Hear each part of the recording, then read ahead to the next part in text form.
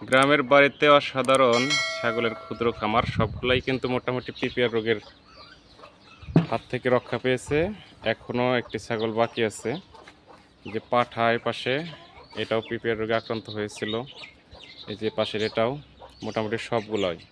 এই যে পাশের ছাগি একটা গর্ভবতী, এটাকেও পরপর 3 দিন সেপ্টেক্সিন চিকিৎসা দেওয়া হয়েছে।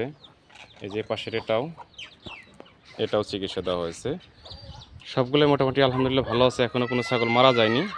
আমরা জানি যে পিপিআর একটি মহামারী ভাইরাস রোগ। এই রোগে আক্রান্ত ছাগল প্রায় 70 থেকে 80টি ছাগল শতকরা বা 85% ছাগল মারা যায়।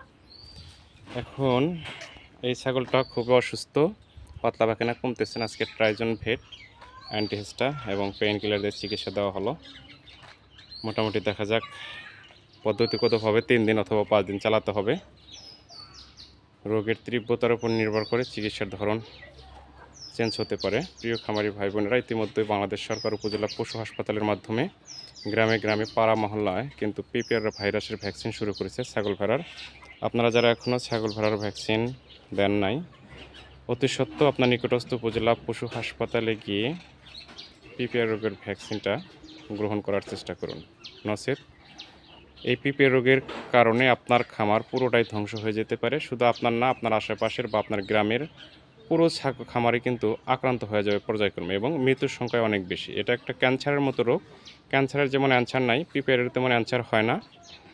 তবে নিয়ম মেনে পদ্ধতিগতভাবে ভালো চিকিৎসা হলে অনেকটাই রক্ষা পায়। এই জন্য আপনাদেরকে বলবো, পিপিআর রোগে হাত থেকে বাঁচাতে হলে সম্পূর্ণ সুস্থ অবস্থায় অবশ্যই ভ্যাকসিন করতে হবে। অসুস্থ ছাগলকে ভ্যাকসিন দেওয়া যাবে না। আর এটা কিন্তু গর্ভসেপ ভ্যাকসিন। এই পিপিআর রোগের ভ্যাকসিন দেওয়ার ফলে কিন্তু বাচ্চা অবসান হয় না, সম্পূর্ণ গর্ভসেপ। আপনারা যেগুলো ছাগি এবং ভেরি বাচ্চা পেটে প্রেগনেন্ট, সেগুলোকেও নিশ্চিন্তে দিতে পারেন। ধন্যবাদ। ভিডিওটি কেমন লাগলো অবশ্যই জানাবেন। আমার চ্যানেলে নতুন হয়ে থাকলে অবশ্যই চ্যানেলটি সাবস্ক্রাইব করে দেবেন। সবার আগে নতুন নতুন ভিডিও পেতে পাশে থাকা বেল আইকনটি বাজিয়ে দেবেন। কথা হবে ইনশাআল্লাহ পরবর্তী ভিডিওতে। সে পর্যন্ত সবাই ভালো থাকবেন, এই প্রত্যাশা রেখে শেষ করছি। আল্লাহ হাফেজ।